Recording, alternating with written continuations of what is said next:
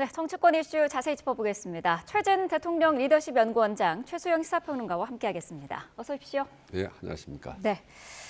자, 국민의힘과 개혁신당이 통일교 특검 공동 발의에 합의를 했습니다. 제3자가 후보를 추천하고 또 수사 범위도 통일교와 정치권 유착 의혹을 우선적으로 다루기로 했어요.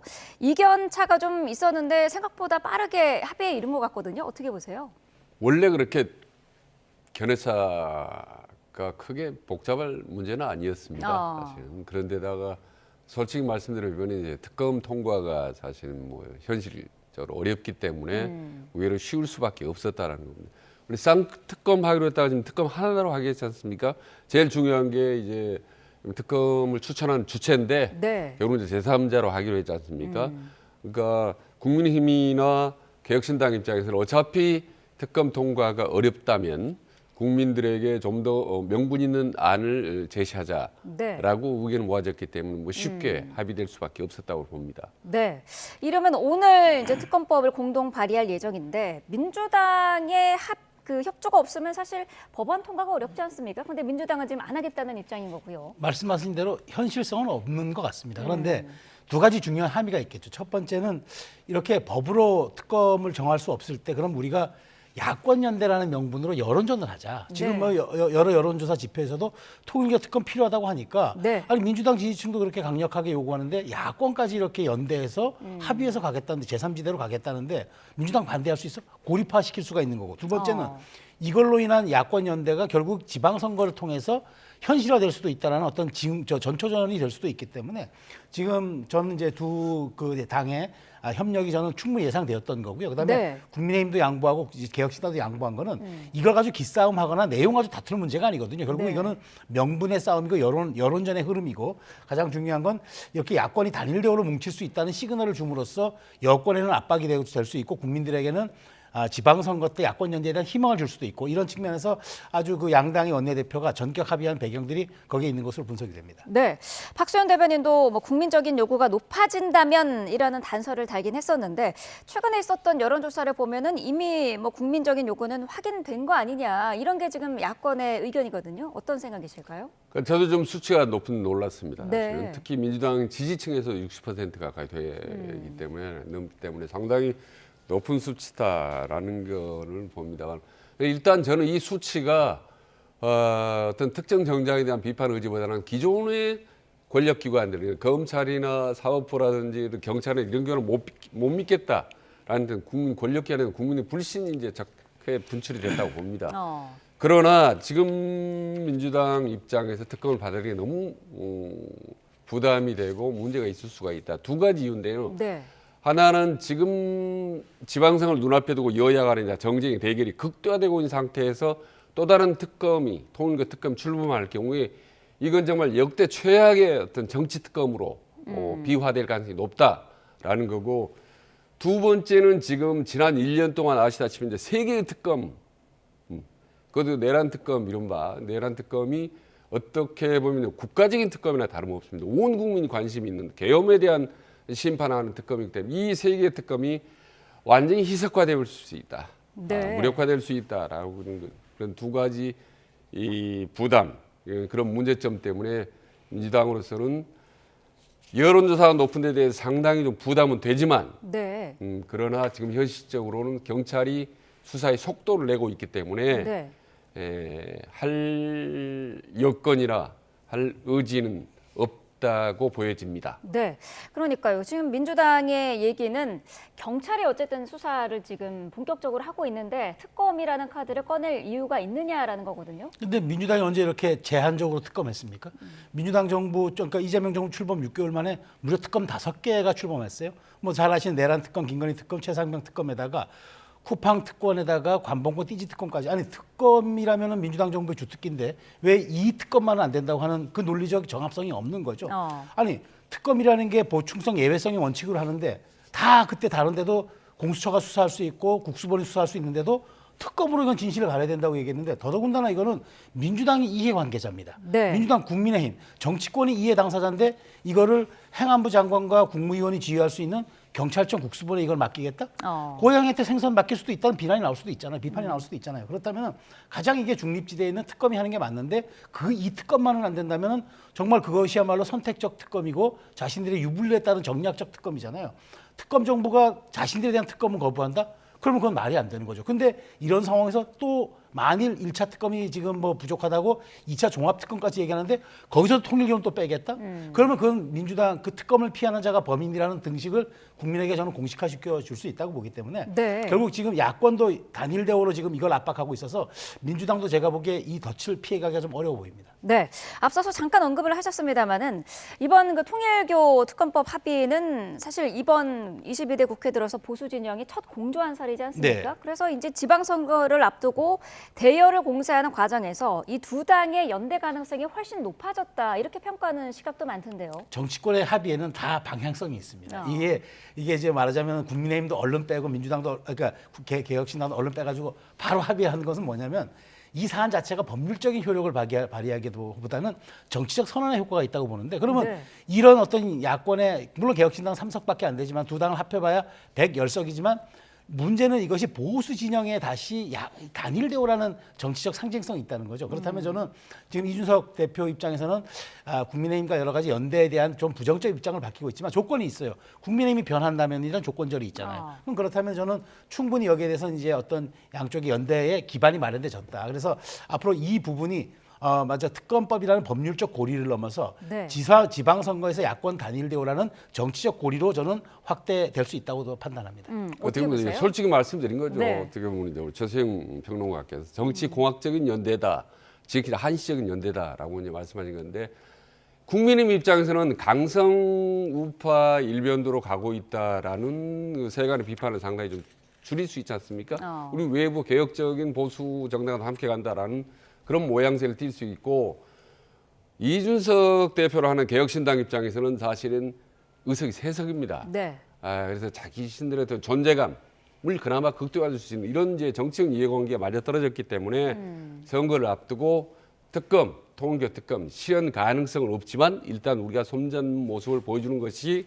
서로에게 윈윈 된다라는 그런 일시적인 생각이 맞아떨어진 건데 이후 특검 과정에서는 저는 한시적인 뭐 연합이 있을 거고 그리고 총선을 앞두고도 어째서 지방선거 과정에서도 제한적인 서로 제휴는 있을지만 워낙 의석 차이가 많기 때문에 그리고 지금 국민의힘 내부 길이로 볼 때 양당이 아주 공조라든지 연대로 가기에는 여러 가지 한계 넘어야 될 산이 너무나 많다고 봅니다. 네. 자, 지방선거와 관련해서 이런 이슈도 있더라고요. 지금 더불어민주당이 대전 충남 통합단체장을 뽑기 위한 법안 만들기에 속도를 내고 있는데 내년 1월 중에 법안을 발의를 해서 3월에 국회 본회의에서 처리한다라는 구체적인 플랜까지 지금 나온 것 같더라고요. 어떻게 보고 계세요?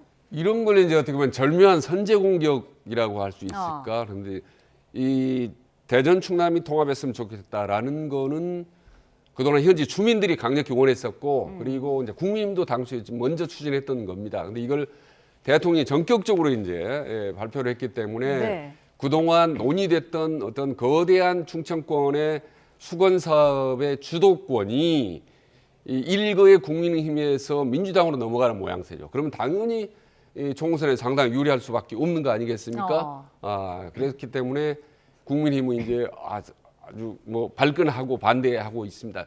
근데 반대지만 좀 애매모호한 반대를 하고 있어요. 사실은 왜냐하면 본인들이 먼저 추진했기 때문에 그렇죠. 아니라고 할 수도 없고 그렇다고 찬성할 수도 없는 아주 애매모호한 상황이 처했는데 이제 이런 것들을 말하자면 정책을 아젠다를 던졌는데 정책 효과뿐만 아니라 정치 효과 나아가서 표심의 효과까지 올 수 있게 만드는 것. 그게 이제 일종의 대통령의 프리미엄이고 일종의 집권당의 프리미엄입니다. 네. 그 프리미엄을 절묘하게 한번 이번에 쓴 거죠. 아마 이걸로 상당히 저는 대전 충남권뿐만 아니라 지방선거 전체에 상당히 좀 유리한 환경을 민주당이 갖게 됐다라고 보는 거고 지금 국민 입장에서는 상당히 좀 이러지도 못하고 하는 이런 안절무절을 못하는 지금 그런 상황에 갑자기 처하게 된 것 같아요. 네, 여당 프리미엄을 적절하게 썼다, 선제 공격을 했다라는 표현을 해주셨는데요. 어떻게 보고 계세요? 네, 어젠다 선점은 했다고 보는데 네. 저는 근데 뭐 통합, 개혁 이렇게 사실 아름다운 말들이잖아요. 명분 있고. 근데 이런 게 되려고 그러면은 문제는 방향이 아니라 방식이어야 돼요. 자, 근데 방향은 아름답고 대의가 있어요. 그런데 갑자기 민주당이 그토록 반대하던 걸 왜 대통령이 정부건 여당은 같이 한 몸인데 왜 지금 꺼냈을까? 선거 전략적이라는 의도를 받는 거죠. 자, 국민의힘이 주장했어요. 근데 민주당은 반대했는데 치밀한 사전 조율을 거치지 않고 대통령이 불쑥 이걸 하겠다고 얘기하는 순간 민주당도 당황해하는 거죠. 근데 정부 여당의 이렇게 국가 백년지 대계를 다루는 정책이 이렇게 즉흥적이어야 되겠습니까? 우리 왜 지금 이 역사에서 이 기초에 대한 통합, 기초단체에 대한 통합은 많았는데 광역이 했던 적은 한 번도 없어요. 광역 통합은. 네. 뭐 부울경 메가시티라든가 대구 경북 통합 아무것도 안 됐어요. 왜 안 됐을까요? 이게 단위도 클 뿐더러 여기에 대해서는 다양한 이해관계가 얽혀있기 때문에 공론화 과정이 필수적이란 말이에요. 그러니까 저는 대통령이 이렇게 던져서 물론 이제 내년 6월에 하기 위해서는 이제 3월까지 입법을 마련해야 되지만 입법보다 더 중요한 게 양쪽 주민자치 투표를 해야 됩니다. 이게 네. 지방자치법에 명시돼 있어요. 근데 여기서 만일 부결이 되면은 법률적으로는 가능하지만 정치적으로는 가능하지 못해요. 그러니까 저는 이렇게 국가의 백년지대 같은 큰 대의들을 이렇게 말하자면 선거에 종속된 전략적인 방식으로 추진하는 순간 동력은 급격히 상실될 수밖에 없다. 그러니까 네. 민주당 내에서도 이거 우리 단체장 둘인데 왜 하나가 되는 거야? 그다음에 국민의힘에서는 도대체 대통령의 저희가 뭐지? 왜 이때 이걸 꺼내서 본인이 정치적 센터 본능을 강화시킬까? 여기에 혹시 뭐 선거 의도가 담겨 있는 건 아닐까? 이렇게 의심하면은 이게 정말 우리 국가의 백년지 대계인데 이게 다른 데도 통합에도 영향을 미칠 텐데 이런 식으로 졸속으로 처리되는 거 저는 원치 않다고 생각하고요. 네. 이런 점에서 저는 양쪽뿐만 아니라 주민의 의견을 들어야 되고 가장 중요한 거 정부가 시혜적으로 통합을 시켜서 지역 발전시켰다 얘기할 게 아니라 자립할 수 있는 근거를 말해주는 게 사실상 어찌 보면 지역 발전의 핵심입니다.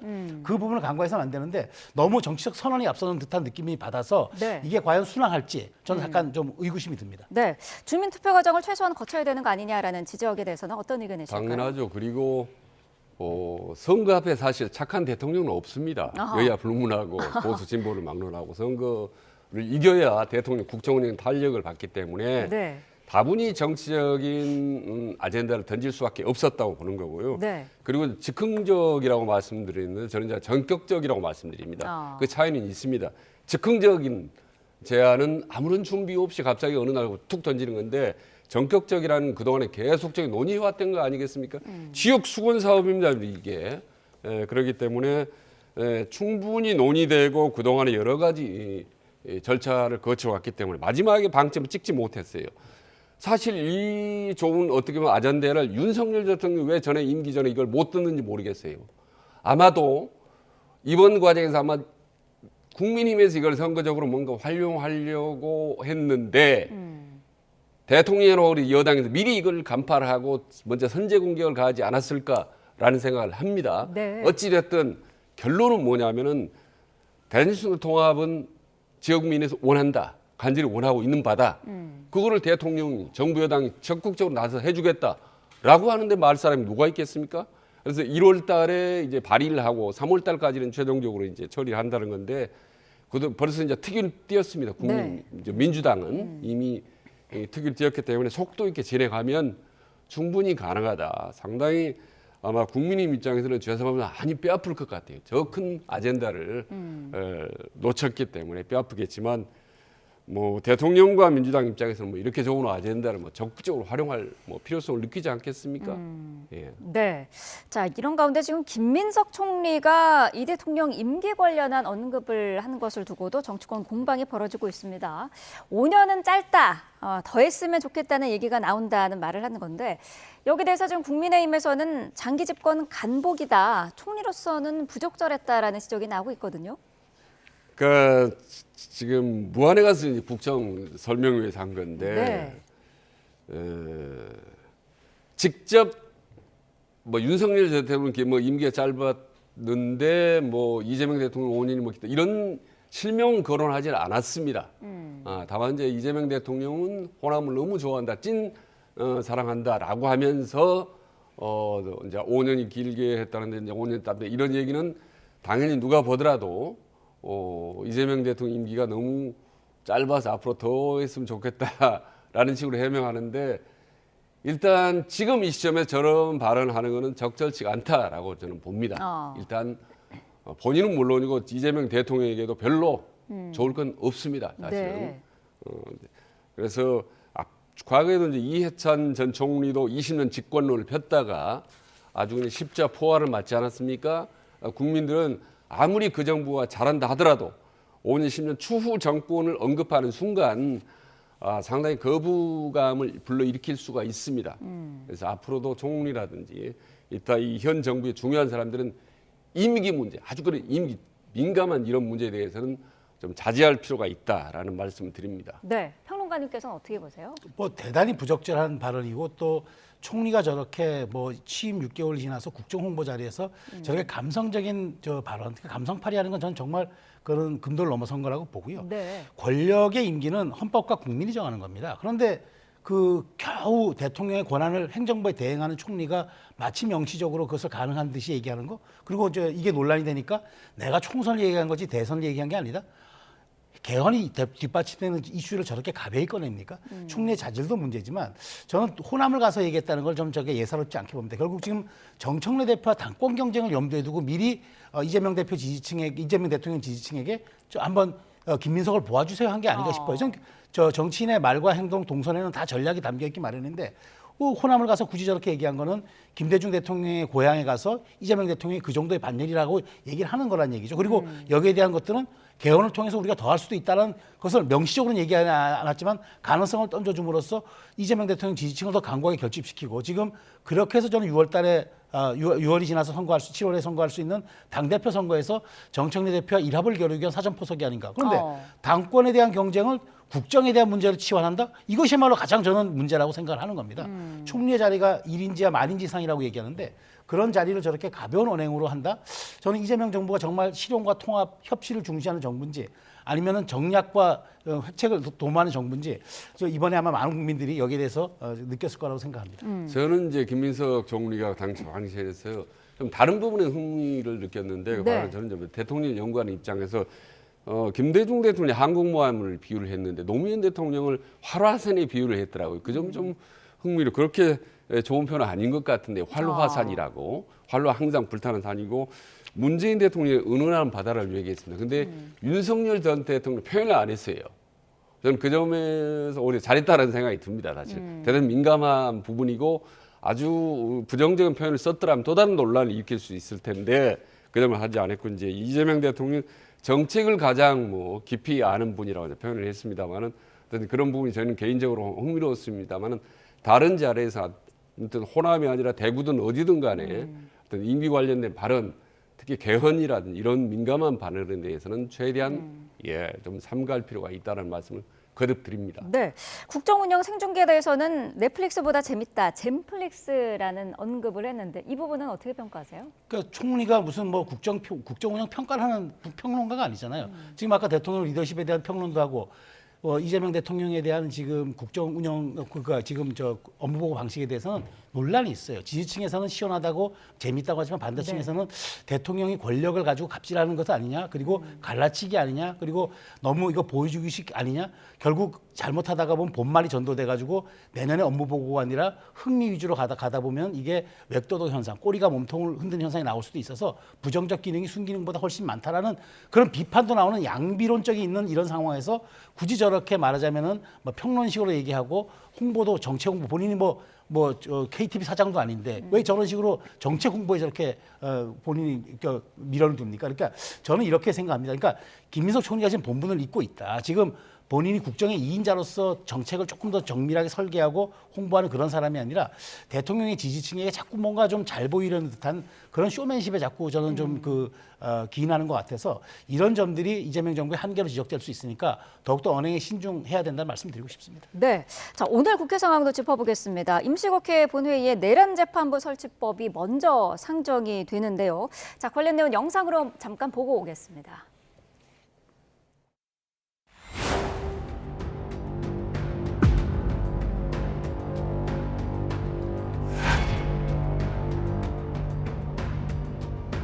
내란 청산이라는 국민의 명령을 완수하고 이 땅의 민주주의와 헌정 질서를 바로 세우기 위해 연내에 사법개혁을 완수하겠습니다. 내란 전담 재판부와 법 왜곡죄는 결국 범죄자 대통령 한 사람 때문이라는 사실 또한 입증된 셈입니다.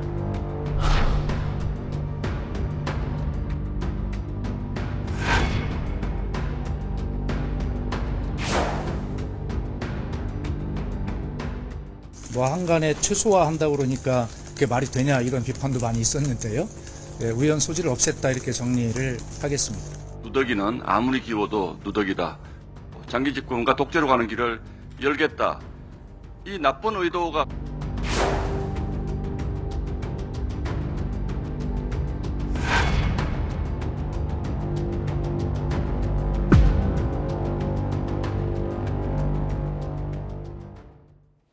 네. 자, 민주당 내란재판부 설치법부터 상정하기로 했는데 사실 애초에는 정보통신망법이 먼저였는데 밤사이 이게 계획이 바뀐 거더라고요.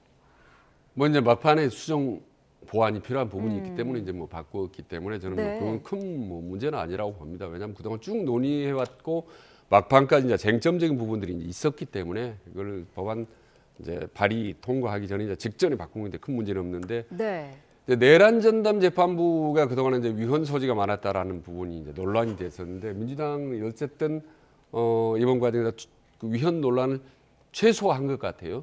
당초 핵심 부분은 이제 재판부 구성을 어떻게 하느냐 있는데 그 부분에 당초 맨 처음 민주당은 외부 추천위원회, 이를테면 법무부 장관이라든지 헌재에서 하기로 했지 않습니까? 네. 그걸 밀어붙이려다가 이제 위헌 논란이 벌어서 다음 이제 내부 추천로 했지 않습니까? 판사회의라든지 대법관 대표회의라든지 이렇게 했기 때문에 그 정도면은 이제 충분히 위헌 소지를 최소화했다라고 봤는데 여기에 대해서도 계속 집중적으로 이제 야당이 공격을 하기 때문에 마지막 3단계로 이제는 법원 내 위원회 만들어서 하겠다라고 이제 했기 때문에 네.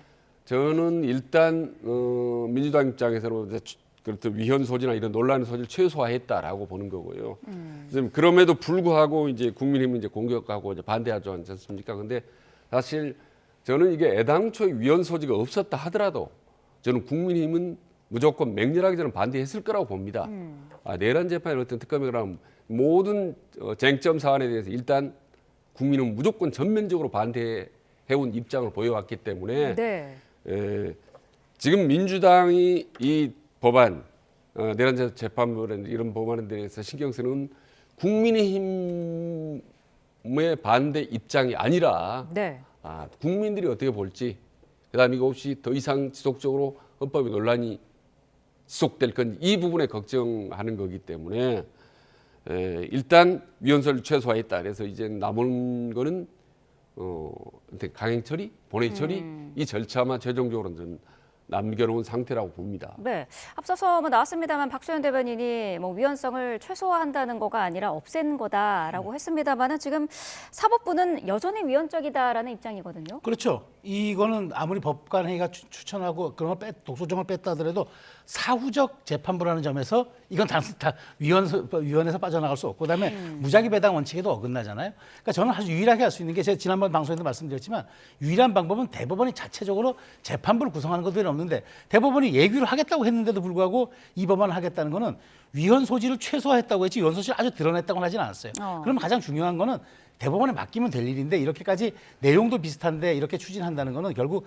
민주당의 그런 어떤 여기에 대한 정략적 의도를 드러낸 거기 때문에 저는 내일 뭐 순서를 바꿔서 오늘 먼저 상정을 하고 필리버스터를 하겠죠. 근데 네. 저는 그렇게 한다 그래도 바로 저는 위헌 심판이 들어가기 때문에 이 법의 효력이 발휘하기 어렵다고 보고요. 결국에는 아마 저는 결과적으로 시기적으로나 내년 1월 재판이 윤석열 전 대통령에 대한 1월 재판이 1심 판결이 나오면은 저는 결국 대법원 내규로 가는 쪽으로 저는 정리가 될 거라고 봅니다. 네. 오늘도 서울고법 판사회의가 열리는데 판사들의 비판까지 거세질 경우에 민주당의 입법 부담은 좀 커지지 않을까 싶기도 하거든요. 더 커지죠. 지금 내부에서도 사실은 어찌 보면은 대법원이 자체적으로 하겠다고까지 얘기했는데 내용도 비슷한 걸 정치권이 추진하겠다. 그건 입법과 법률로서 강제하겠다는 뜻 아닙니까? 삼권분립의 위는 어긋나죠. 그래서 저는 이렇게 되면 이 법안은 통과되겠죠. 근데 누군가가 여기에 대해서 아마 반드시 위헌 심판을 걸면은 이게 아마 시기가 그러니까 재판 효력이 법률효력이 중단될 것이고 그 와중에서 대법원 예규로 해가지고 2심이 그냥 진행될 경우에는 민주당도 슬쩍 한 발을 뺄 겁니다. 그렇게 아마 출구적을 찾을 텐데 마치 저는 이 법안이 정청래 대표의 이렇게 시그니처 법안처럼 돼 있기 때문에 발을 뺄 수가 없는 저 전략적 부담이 있는 거예요. 하지만 매몰 비용의 오류를 범하지 말고 저는 네. 출구 전략 짜는 게 빠르다고 봅니다.